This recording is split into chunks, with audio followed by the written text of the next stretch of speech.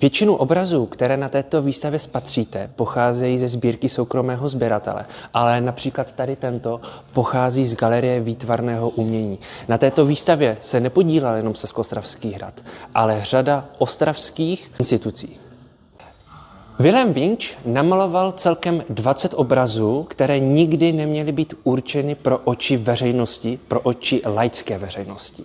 Nám se podařilo dohledat aktuálně 14 obrazů a zbylých 6 z toho cyklu, z cyklu Ze života horníka, se snažíme dohledat. A s hledáním můžete pomoct i vy. Všechny obrazy, které uvidíte na této výstavě, jsou něčím jedinečné.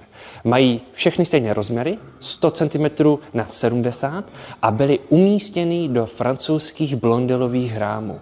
Takže pokud navštívíte tuto výstavu a myslíte si, že víte, kde se nachází další obrazy z tohoto cyklu, neváhejte se na nás obrátit a pomůžete dotvořit tady tento jedinečný cyklus.